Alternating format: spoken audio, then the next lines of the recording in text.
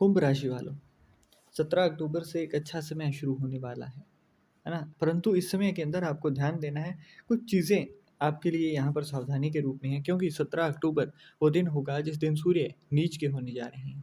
सूर्य देव जो कि अब तक अष्टम भाव में विराजमान थे और 7th हाउस के लॉर्ड बनकर अष्टम भाव में थे। तो कहीं न कहीं आपने अपने पार्टनरशिप के अंदर, अपने बिज़नेस के अंदर, अपने डेली वेज के बारे में अगर आपकी बात करें तो थोड़ा-सा बैड टाइम आपने फेस किया होगा, है ना? ये जो समय था ये थोड़ा आपके लिए विपरीत था 17 अक्टूबर तक का। परंतु अब जब यहाँ से सूर्य देव आपके नवम भाव भाग्य भाव में गोचर करेंगे और क्योंकि यहाँ पर 7th हाउस के लॉर्ड 9th हाउस के अंदर जा रहे हैं, तो कहीं न कहीं आपके लिए ये नीच होकर भी अच्छा असर देते हुए आपको दिखाई देंगे। यहाँ पर सूर्य देव आते ही 24 अक्टूबर तक बुध आदित्य योग का भी निर्माण करेंगे। इसके साथ-साथ यहाँ पर मंगल के साथ भी बैठे होंगे, तो 2-2 फायर प्लैनेट इस 2-2 फायर एलिमेंट के जो प्लैनेट है वो आपके 9th हाउस के अंदर होंगे। तो एक-एक चीज़ को हम लोग गहराई से देखते हुए नज़र आएँगे। यहाँ पर क्योंकि आपके 7th हाउस के अंदर केतु और शुक्र दोनों एक साथ विराजमान हैं। परंतु जैसे ही 17 अक्टूबर आएगी तो उसके बाद से होगा क्या कि यहाँ पर 7th हाउस के जो लॉर्ड हैं, वो आपके 9th हाउस के अंदर जाएँगे। तो आपके स्पाउस का जो लक है, वो आपकी लाइफ़ के अंदर एक अच्छा रोल प्ले करता हुआ नज़र आएगा। आपके स्पाउस के लक की वजह से आपके जीवन में चीज़ें यहाँ पर अच्छी और बुरी, जैसा भी उनका लक है उसके अकॉर्डिंग होती हुई यहाँ पर दिखाई देगी। इसके साथ-साथ जो आपकी पार्टनरशिप की बात करें, जो आपके जहाँ भी, है ना, प्रेम संबंध हो, व्यापारिक संबंध हो, जहाँ भी पार्टनरशिप थी, तो वो एक अच्छा मोड़ लेती हुई आपको यहाँ पर दिखाई देगी। इस मामले में जो मतभेद चल रहे थे, जो लड़ाई-झगड़े चल रहे थे, जो असमंजस में आप घिरे हुए थे, है ना? जो एक शांति का माहौल नहीं था, कलह-क्लेश मचा हुआ था, तो वो क्लेश अब यहाँ पर आपका दूर होता हुआ नज़र आएगा। इसके साथ-साथ आपके यहाँ पर बिज़नेस की भी बात की जाती है 7th हाउस से, तो यहाँ पर आपका बिज़नेस जो है वो भी बढ़ता हुआ नज़र आएगा। इसके साथ-साथ आपकी यात्राएँ कोई भी बिज़नेस से जुड़ी हुई होती हैं और अगर आपको मौका मिलता है तो आपको स्वयं को ही यहाँ पर जाना है और उत्तर दिशा की ओर मुख, अगर उत्तर दिशा की ओर यहाँ पर यात्रा होती है, तो वो आपके लिए बेहद ही यहाँ पर शुभ परिणाम लेकर आएगी। परंतु इसके साथ-साथ केवल सब कुछ अच्छा ही नहीं है, कुछ सावधानियाँ भी आपको यहाँ पर रखनी है, क्योंकि नवम भाव में दोनों के दोनों ही फायर एलिमेंट के प्लैनेट्स आ जाते हैं। तो यहाँ पर आपका अपने फादर के साथ कोई लड़ाई-झगड़ा होना, उससे बचाव करना होगा, ख़ास तौर पर 17 अक्टूबर से 28 अक्टूबर के दरमियान, है ना? इस चीज़ का आपको ख़ास तौर पर ध्यान रखना है कि आपका कोई भी तरीके से कोई भी क्लेश यहाँ पर अपने फादर के साथ ना हो। यहाँ पर आप कहीं न कहीं धार्मिक रूप से लुटते हुए नज़र आएँगे, किसी न किसी पाखंड के चक्कर में फँसते हुए नज़र आएँगे, तो इस चीज़ का पूर्ण सजग रूप से ध्यान देना है। कि होता क्या है ना, जब भी यहाँ पर नवम भाव जो है वो दान का भी है, नवम भाव धार्मिक चीज़ों का है।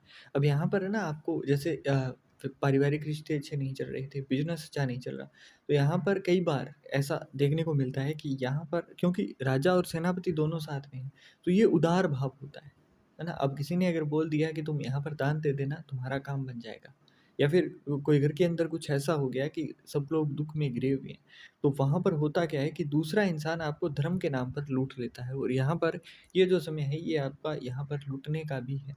क्योंकि सूर्यदेव जैसे ही नीच के होते हैं ना, तो वो सूर्यदेव जो है आपका अपना आपा है और अपना आपा ही जब नीच का हो जाता है तो आप आत्मविश्वास से नहीं, आप इमोशंस से ज़्यादा काम करते हो और जब आप इमोशंस के अंदर आ जाते हो तो यहाँ पर वो सब कर डालते हो, जो बाद में आपको रिग्रेट हो कि ये थोड़ा-सा मैंने किया तो वो फ़ेवर की बात नहीं थी, बस सामने वाले ने मुझे लूट लिया। इसके साथ-साथ यहाँ पर अंधा भरोसा करने से भी बचाव करना है ना? किसी के ऊपर भी अंधा भरोसा नहीं करना है। ऐसे में जो भी आपके पार्टनर है, उनको यहाँ पर बहुत ज़्यादा प्रेम दिखाना आपके लिए फ़ेवरेबल नहीं होगा। इसके साथ-साथ यहाँ पर प्रेम दिखाने के साथ-साथ क्या होता है ना कि यहाँ पर आपके केतु और राहु भी 7th हाउस के अंदर आपके दृष्टियाँ डाल रहे हैं, क्योंकि केतु 7th हाउस के अंदर है और राहु 1st हाउस के अंदर है। तो यहाँ पर कहीं न कहीं सूर्य के ऊपर पहले से ही ग्रहण लगा हुआ था। तो भाग्य के जुड़ी हुई जो चीज़ें हैं, वो अब आपके लिए थोड़ी-सी होती हुई कम दिखाई देंगी। जो भी चीज़ें आप एक्साइटमेंट से शुरू करोगे, वो शुरू तो कर लोगे, परंतु वो खत्म होगी या नहीं, उस चीज़ की कोई गारंटी यहाँ पर नहीं होती है। तो इस चीज़ का आपको ख़ास तौर पर ध्यान देना है कि जो भी कार्य आप शुरू करें, बहुत ज़्यादा एक्साइटेड होकर ना करें।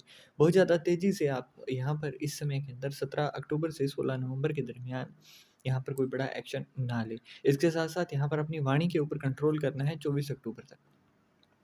क्योंकि रीज़न क्या है ना, बुध और सूर्य जब भी आपके एक पास आते हैं ना, तो रीज़न क्या होता है, आप एक्साइटमेंट में वो सारी चीज़ें बोल जाते हो जो कि आपको नहीं बोलनी थी, है ना? आप यहाँ पर अपने ही राज़ अपने ही हाथों से खोलते हुए नज़र आते हो। कोई दूसरा मुझे क्या मारेगा, मैं खुद को ही मार लूँगा। ऐसा यहाँ पर होता है आपके साथ, है ना? आप एक्साइटेड हुए, आपने किसी को कुछ बोल दिया, उसके बाद में आपको याद आया, ये तो नहीं बोलना था, ये मेरा सीक्रेट था। तो ये चीज़ें आपको यहाँ पर ख़ास तौर पर ध्यान देनी है कि अपनी ज़ुबान के ऊपर थोड़ा कंट्रोल रखेंगे। इसके साथ-साथ यहाँ पर कुछ और चीज़ें हैं, जैसे कि स्काई एलिमेंट, या फिर आप यूँ कहिए आकाश तत्व जो है वो आपका यहाँ पर एक्टिव होगा। तो आकाश तत्व जब भी एक्टिव होता है तो आपके द्वारा कुछ भी चीज़ें पॉज़िटिव वे में बोला जाना या फिर नेगेटिव वे में बोला जाना, वही आपकी दुनिया को निर्मित करता है। अगर आप यहाँ पर बार-बार नकारात्मक बोलेंगे तो वैसा ही जीवन आपका होता हुआ चला जाएगा, और जितना आप पॉज़िटिव बोलोगे उतना ही ज़्यादा अच्छा जीवन आपका होता रहेगा। तो इसलिए आपको ध्यान रखना है कि आप बहुत ज़्यादा नेगेटिव टॉक्स ना करें, बहुत ज़्यादा नकारात्मक ना हों।